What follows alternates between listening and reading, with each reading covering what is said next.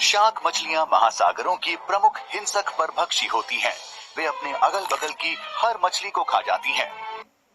पर क्या हो अगर आप उनसे भरे हुए एक पूल में गिरें और उनका शिकार हो?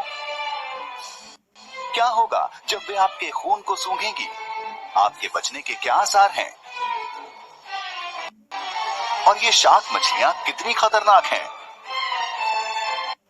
आप देख रहे हैं क्या हो अगर, और ये है क्या हो अगर आप शार्क से भरे एक पूल में गिर जाएं। अगर किसी दुर्भाग्यवश आप शार्क से भरे एक बहुत बड़े पूल में गिर जाते हैं तो आपको ये करना चाहिए। अगर आप दिन की रोशनी में उस पूल में गिरते हैं तो आप भाग्यशाली हो सकते हैं। आमतौर पर शार्क्स शाम या रात में अपना भोजन करती हैं, तो दोपहर में वो आपको अपना शिकार शायद ही बनाना चाहेंगी। जब आप पानी में हो तो पहली चीज जो आपको करनी होगी वो है धीरज बनाए रखना और अचानक कोई हरकत ना करना।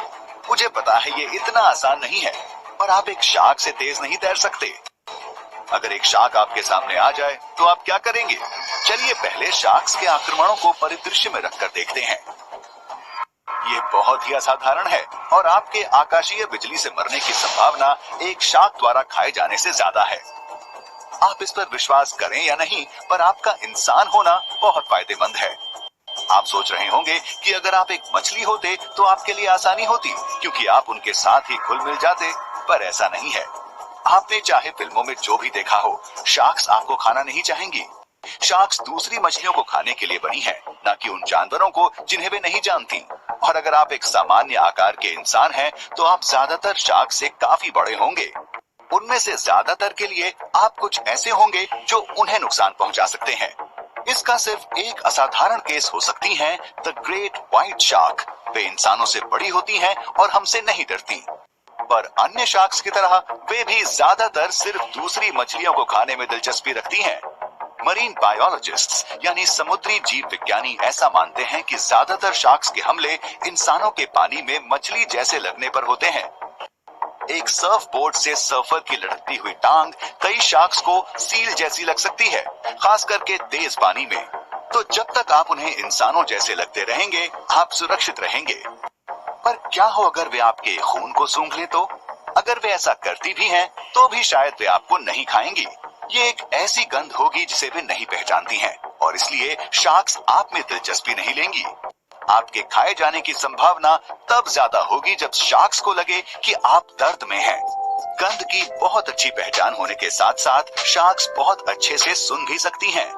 वे सुन के ही अपना ज्यादातर शिकार करती हैं।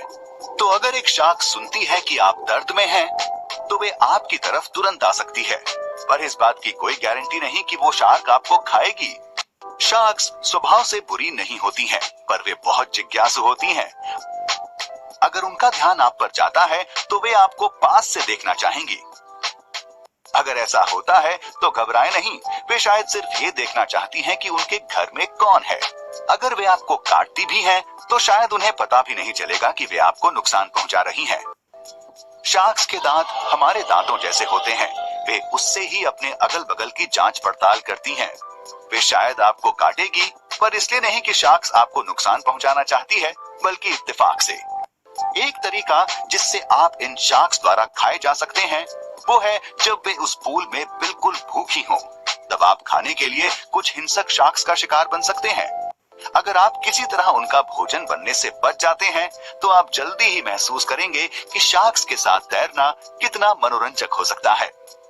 क्या होता अगर शार्क्स के बारे में आपको चिंता करने की जरूरत ही न पड़ती, क्योंकि वे सब विलुप्त हो गई होती? ये कहानी एक दूसरे क्या हो अगर के लिए है।